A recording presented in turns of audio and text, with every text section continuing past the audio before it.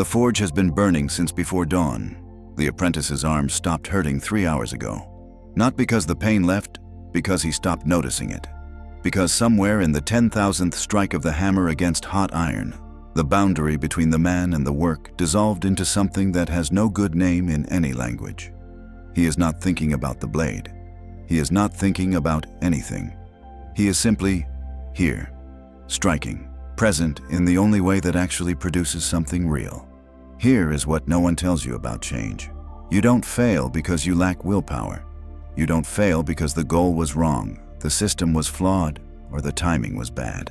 You fail because you are trying to become someone different before you have learned to be someone consistent.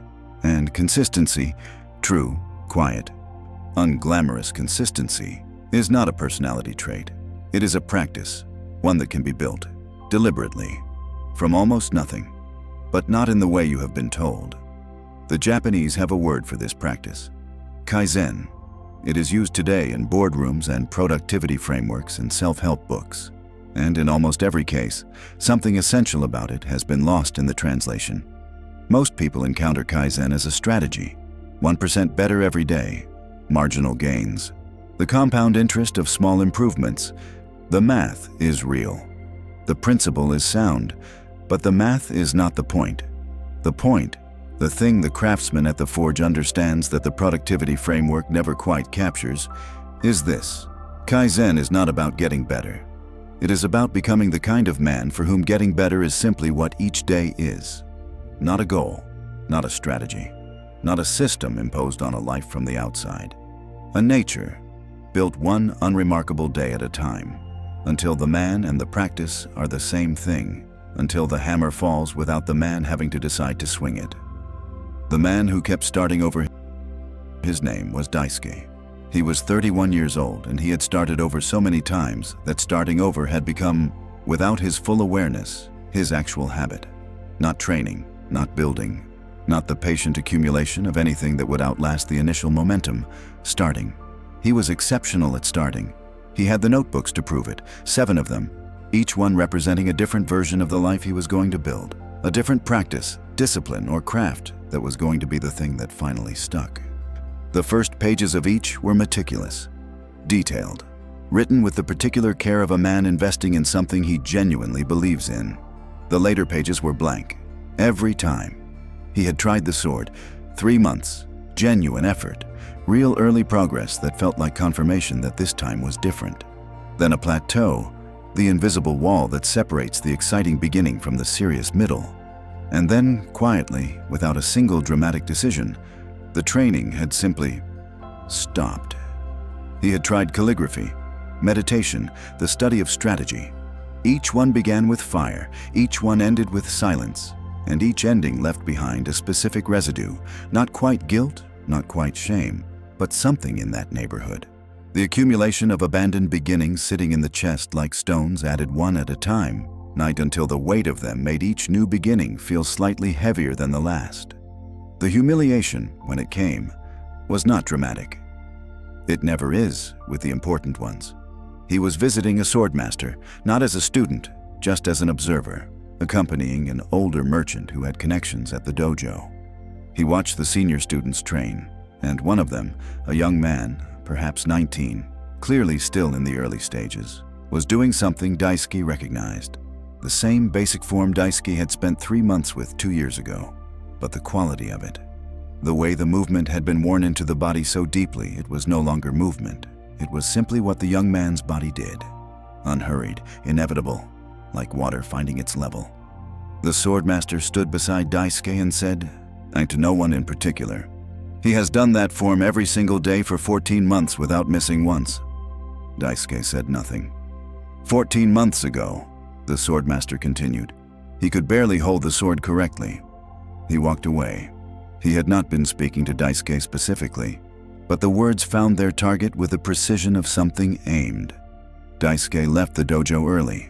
He walked home through the beginning of an evening rain, and he did something he had been avoiding, with impressive creativity, for a long time. He thought honestly, not about which new practice to begin, not about what he had been doing wrong technically, about the pattern, the actual pattern. The one that ran beneath every abandoned notebook, every plateau surrendered to, on every fire that had burned brightly and gone dark without a single dramatic extinguishing. He had been treating change like weather, something that arrived and carried you forward, or didn't arrive, in which case you waited for better conditions. He had never understood, had never been shown, that change is not weather. It is a forge, and the forge does not care how you feel about the hammer. It only asks whether you showed up and swung it. The question that followed him through the rain was not comfortable. In 14 months, what have I done every single day without missing once? He reached his door before the answer came, and the answer, when it came, was the most honest and most useful thing that had happened to him in years. Nothing, not one thing, not a single practice, discipline, and/or commitment had survived 14 consecutive days, let alone 14 months. He had been a man of beginnings. He had never become a man of continuity. What changed that? And what it revealed about the real nature of Kaizen, the part that the productivity books never quite reach. That begins with a conversation he did not seek out, with a craftsman he almost did not stop to speak to, on a morning when he was already late, and already convinced he knew what he needed to do next. He was wrong about all three of those things. The forge and the flaw. The craftsman's name was Hideo. He made sandals, not weapons, not art, not anything that carried the obvious weight of significance. Sandals, every day, in a small workshop at the edge of the market that smelled of leather and oil and the particular warmth of a space that has been worked in continuously for a very long time. Daisuke passed it every morning. He had never stopped. On the morning after the dojo, walking with the residue of the previous evening still sitting in his chest, something made him stop. Not wisdom, not intention, just stopping. The way you sometimes stop when something in the peripheral vision registers before the conscious mind has decided to look. Hideo was at the bench, working with the focused quiet of a man for whom the presence of an observer changes nothing, because the work has long since stopped being a performance and become simply what the hands do. Daisuke watched through the open front of the workshop. He watched for longer than he intended. Then, more because something in him needed to speak more than it needed to be polite. "How long have you been making sandals?" Hideo did not look up. 37 years.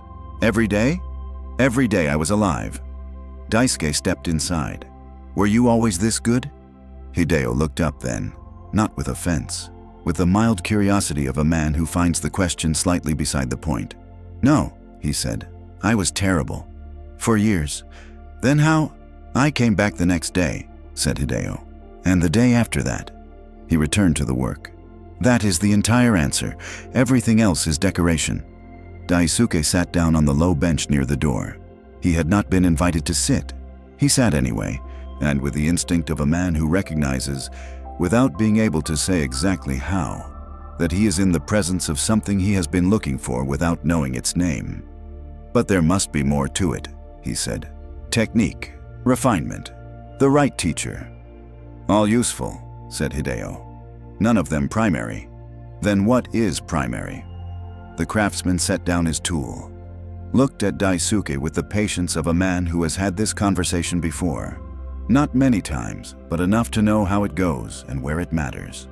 "The day you do not feel like it," he said. "That day, what you do on that day, that is primary."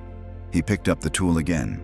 Anyone can work when the work feels good, when the hands are fresh and the result is coming easily and the doing of it carries its own reward. That is not discipline. "That is pleasure." He pressed the tool into the leather. "Discipline is the day the hands are tired, the day the result is poor, the day you sit at the bench and feel nothing, no inspiration, no momentum, no sense that the doing of this particular thing on this particular morning is building toward anything at all." He looked up. "What do you do on that day?" Daisuke was quiet. "I have never had a practice long enough to have that day," he said. Hideo nodded slowly. "That," he said, "is your practice.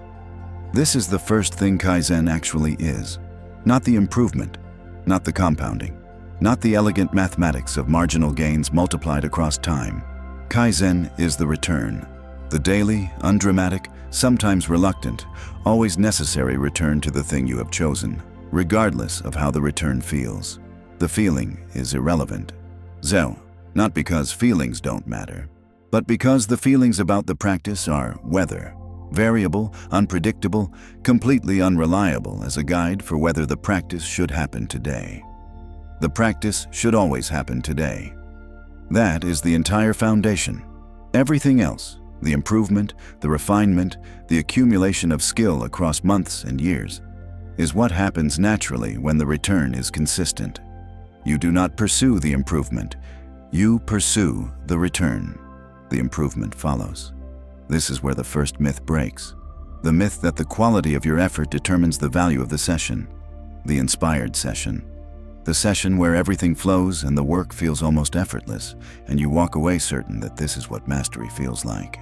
That session is not more valuable than the dead one. The dead session.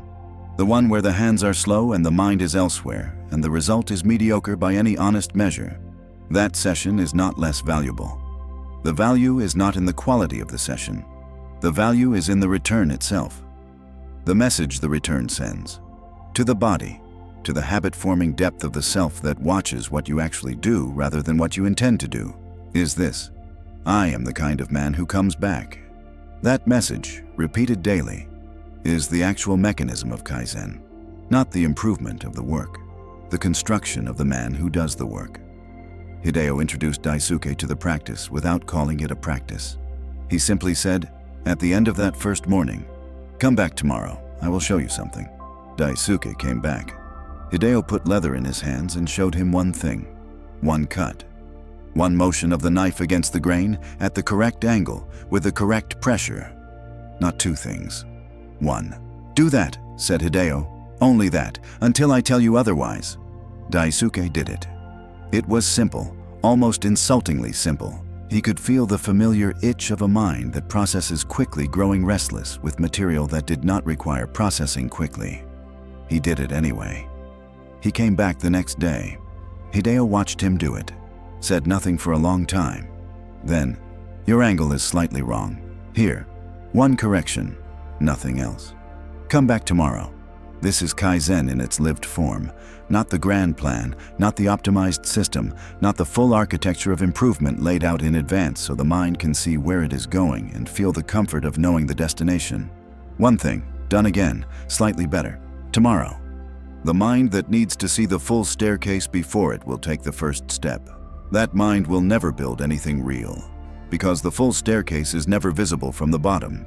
It reveals itself one step at a time, and only to the man already climbing. Daisuke came back for 14 days. The same cut, the same motion, the same unremarkable piece of leather, and the same knife held at the angle Hideo had corrected on the second morning. By the seventh day, the motion had begun to settle into his hands in a way that felt different from the early days. Less considered, more natural.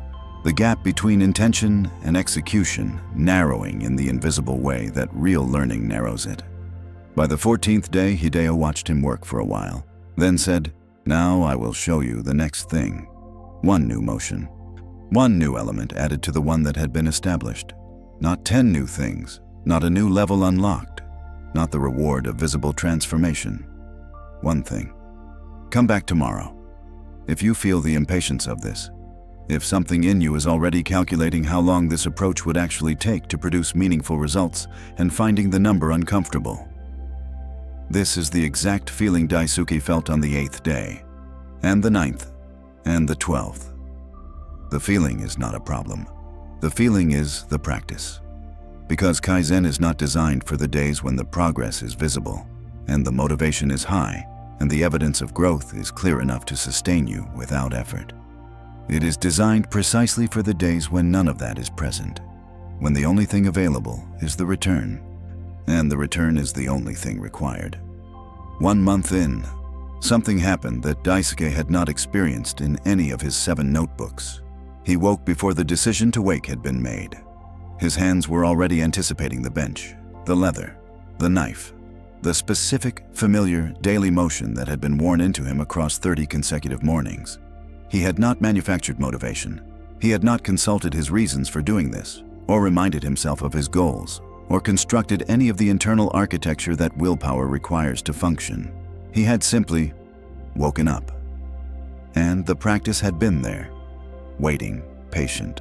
Already part of the morning, the waylight is part of the morning. Not because the work had become easy, because the man who did the work had changed. He told Hideo. The craftsman listened, nodded once. "That is the crossing," he said. "What crossing?" "The point where the practice stops being something you do and becomes something you are." He looked at Daisuke's hands. Most men never reach it, not because they are not capable, because they stop before it arrives. How long does it take? Hideo thought about it. Different for every man, but always longer than the man expected, and always shorter than the man feared. Once he stops counting. But the crossing, Daisuke would discover, is not the end of the difficulty. It is the beginning of a different kind, because once the practice becomes nature, once the return is automatic and the habit is established, and the man has genuinely changed in the way that Kaizen promises, the trap arrives, wearing the costume of success. And it is more dangerous than any plateau, because the man who falls into it does not feel like he is falling. He feels like he has arrived. The trap of the arrived man. The trap does not announce itself. That is the precise thing that makes it a trap rather than an obstacle. Obstacles are visible. A man can see an obstacle, assess it, decide how to meet it. He can fail against it honestly and know exactly what defeated him. The trap is different. The trap looks like the destination. Daisuke had been at the bench for 8 months. 8 months of daily return. 8 months of one thing, then the next thing, then the thing after. Each added slowly, each absorbed completely before the next arrived. He was good now, not masterful, but genuinely, measurably, undeniably good in a way that was visible to anyone who watched him work. The sandals he produced had a quality that the early ones had not. A consistency of construction, a precision in the joining of materials that only comes from the specific education of the hands across hundreds of repetitions. He knew it. Hideo knew it. And knowing it, that specific, earned, legitimate knowing, was where the trouble began. It started as pride, not the loud kind, the quiet kind that is harder to see and therefore harder to correct. He began to arrive at the bench with a different quality of attention, still arriving, still returning. The habit was intact, the consistency unbroken, but something in the interior of the practice had shifted. He was no longer a student meeting the work. He was a competent man performing the work. The difference is everything. Hideo noticed before Daisuke did. He always noticed first. That was part of what 37 years of attention to one thing produces. A vision so fine-tuned to the specific texture of quality that its absence registers before the conscious mind has named it. He said nothing for a week. He watched. He waited. He gave the problem space to become visible enough for Daisuke to see it himself. When Daisuke finally asked, with the half-awareness of a man who suspects something is wrong but hasn't yet located it, "The work feels different lately," Hideo simply said. "Yes, you have stopped being curious about it." "I know the work," said Daisuke. "You know what you have learned so far," said Hideo. "You have confused that with knowing the work." He picked up one of Daisuke's recent pieces. "This is good," he said. "Technically correct, consistent. Someone who knows nothing about sandals would call this excellent." He set it down. "But you have stopped asking what is wrong with it, and there is always something wrong with it. At every level of skill, always something that could be more precise, more honest, more true to the material." He looked at Daisuke. "The day you stop asking what is wrong, that is the day the improvement stops, even if the returning continues. This is the trap of the arrived man. And it is worth sitting with, because it is not a failure of discipline. The discipline is intact. The return is intact. The habit that was built across 8 months of daily practice has not broken. What has broken is the quality of Kaizen within the return. Because Kaizen is not only the return, it is the return with eyes open, with a specific, active, searching quality of attention that looks at each day's work and asks, honestly, without defense, where is the flaw? What could be more true? What am I not yet seeing? The man who returns without that question is maintaining. Maintenance is not Kaizen. Maintenance is what you do to keep something from getting worse. Kaizen is what you do to keep something getting better. They look identical from the outside. They are completely different from the inside. If you feel this, if a practice you have built has quietly become routine in the wrong sense of that word, something you do correctly and automatically but no longer with full presence, this is not a reason to abandon it. This is the next level of it, the level that most people never reach. Because you have to build the habit before you can discover this particular depth of it. The question is not whether to continue. The question is how to return to the quality of attention that the early days had naturally. How to find, inside the established practice, the same searching curiosity that a beginner brings simply because everything is still unknown. Hideo gave Daisuke one instruction.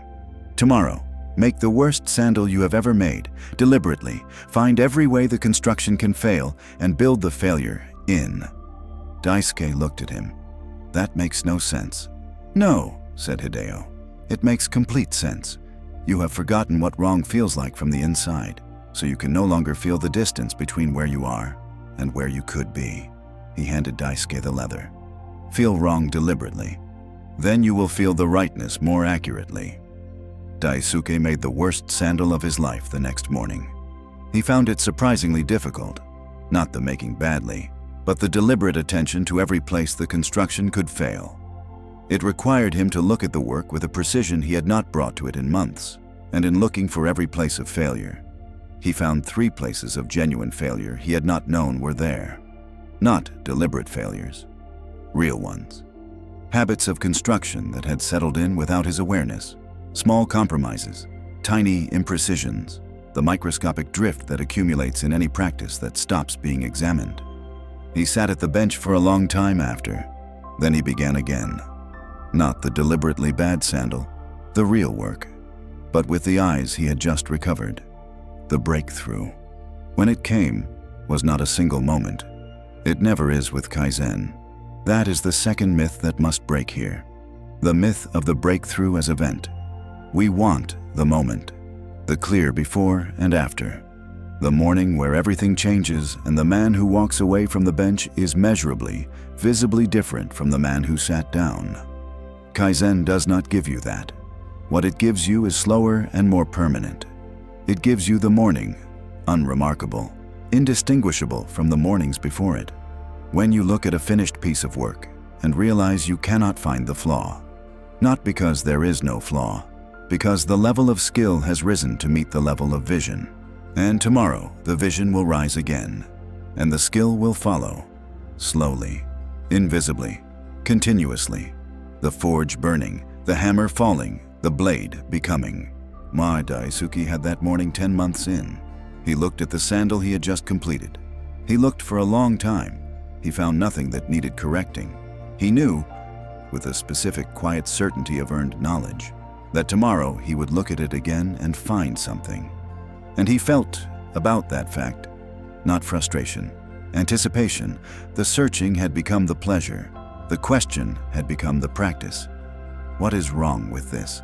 Asked not from inadequacy, not from the restlessness of a man who cannot accept what he has built, but from the deep, settled curiosity of a man who has understood, finally, completely, in the body rather than the mind, that there is always more, not as burden, as invitation. But what Kaizen had built in Daisuke, over 10 months of return and refinement, and the slow construction of a man who comes back, was not yet fully visible. Not to him, not to Hideo. Not until the morning a young man appeared at the workshop door. Lost in a way Daisuke recognized, because he had been lost in exactly the same way. And what happened next revealed the final and most important thing that Kaizen actually builds. The thing that no notebook, no system, no framework had ever shown him, because it cannot be shown, only lived into. The man who comes back. The young man's name was Ren, 17 years old, standing at the workshop door with the particular combination of pride and desperation that belongs specifically to someone who has exhausted every other option and arrived here only because nowhere else worked. He had 7 notebooks. Daisuke did not know this yet, but he recognized the posture, the carefully constructed composure over something that had been quietly collapsing for a long time. He recognized it the way you recognize your own handwriting. "I want to learn," Ren said. "Learn what?" said Daisuke. The young man looked at the bench. The leather, the tools arranged with the particular order of a workspace that has been organized by long habit rather than deliberate decision. "Anything," he said. "Something that stays." Daisuke looked at him for a moment, then pulled a piece of leather from the shelf, set it on the bench, placed a knife beside it. "Sit down," he said. "Not, 'I will teach you.' Not, 'You have come to the right place.' Just sit down." He showed Ren one thing. One cut, one motion. The same motion Hideo had shown him on the first morning.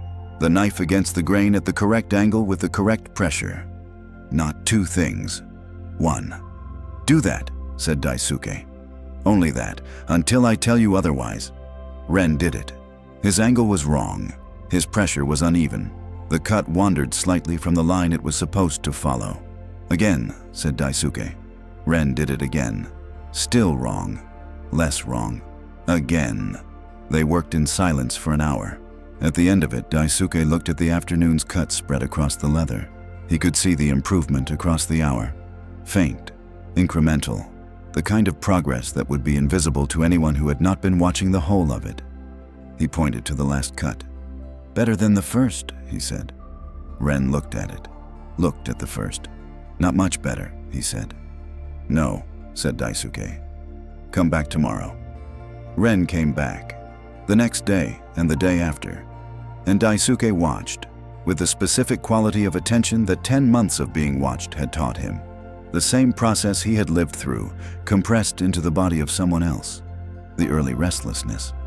The mind that processes quickly, growing impatient with material that doesn't require processing quickly. The slow settling, the hands beginning to know something the mind hadn't been consulted about. The morning, around the 3rd week, when Ren arrived slightly before he was expected. Not because he had been told to arrive early, because the practice had begun to pull him. Daisuke said nothing about it. He simply noted it, filed it in the place where the important things are kept, and on that evening, walking home through the city in the particular quiet of late autumn, the lanterns lit, the last of the day's commerce settling into stillness, he understood something about Kaizen that Hideo had never directly said. Something that could not be directly said, only arrived at through the specific experience of watching someone else begin the same path you walked. Kaizen does not only change what you do, it changes what you see. The man who has built the practice of continuous, searching, patient improvement, who has lived inside the daily return long enough for it to become nature, that man looks at the world differently. He looks at every craft, every skill, every man he encounters, and he sees not what they are, but what they could become across time and consistent effort. He sees the path, not the destination. The path. The specific, unremarkable, daily path that leads from where something is to where it is capable of being.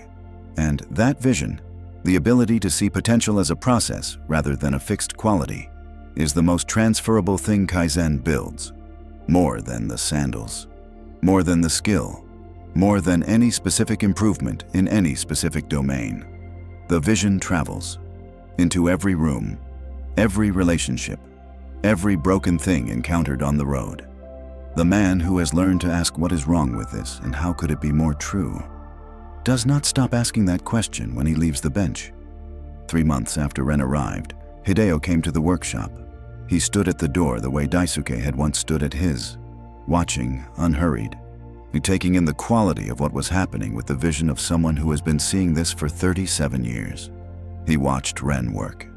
He watched Daisuke watch Ren work. He stood there for a long time without speaking. When he finally entered, he looked at the work spread across the bench. Ren's cuts alongside Daisuke's, the difference between them visible and instructive. The distance between them measurably smaller than it had been 3 months ago. He picked up one of Ren's recent pieces, looked at it carefully, set it down. "What is wrong with it?" he said, to Ren. The young man studied it. "The angle here," he said, pointing. "Slightly inconsistent. The pressure dropped in the middle of the stroke." Hideo looked at Daisuke, said nothing. But something in his expression was the nod. The same nod he had given Daisuke in the corridor of his own monastery of craft. The nod of a man who has watched many students reach this depth. After Ren had gone for the evening, Hideo sat with Daisuke. "He sees it," said Daisuke. "Yes," said Hideo. "You showed him how to look. You showed me." "And someone showed me," said Hideo. "That is the only way it travels. Not through books, not through frameworks. Through one man sitting beside another and returning daily to the same work until the quality of attention becomes visible and the student learns to look not at the work, but at the looking itself." He was quiet for a moment. That is what Kaizen actually is, not the improvement of the product, the transmission of a way of seeing. Now, your life, not a leather workshop. Not a master craftsman with 37 years and the particular stillness of a man who has never stopped returning. Your life, which has the same 7 notebooks Daisuke had, the same abandoned beginnings, the same residue of starts that burned bright and went dark without a single dramatic decision to stop. You are not broken. You are not undisciplined in any way that cannot be addressed. You have simply been beginning instead of returning. And the distance between those two things is the distance between the man you are and the man you are capable of becoming. Here is the one thing, not a system, not a plan, not a framework with phases and checkpoints and measurable milestones. One thing, choose the smallest possible version of the practice you know you should be building, not the impressive version. Not the version that would fill a notebook with detailed intentions. The version so small, it seems inadequate. 5 minutes, 1 cut, 1 page, 1 motion repeated until the hands know something the mind hasn't been consulted about. And return to it tomorrow. Not because you feel like it, not because momentum is high and the evidence of progress is visible and the return feels like movement towards something. Return because you have decided, quietly, privately, without announcement, that you are the kind of man who comes back, and then come back the next day and the day after. Not until it feels like mastery, until it feels like morning. The forge has been burning since before dawn. The apprentice's arm stopped hurting hours ago. Not because the pain left, because something larger than the pain arrived. The knowledge, not thought. Not believed, but known in the body the way the hands know the grain of leather. That this motion, repeated in this place, on this morning as on every morning before it, is building something. Not the blade, not the sandal, not any specific product of the specific practice. The man, grain by grain, day by day, return by unremarkable return. The man who came back when the work was poor. The man who came back when the feeling was absent. The man who came back when every reasonable argument said that today, of all days, could be the exception, and found that there are no exceptions. Only the return, only the bench, only the next morning. The hammer falls.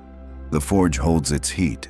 The blade, slowly, invisibly, across the 10,000th strike, becomes.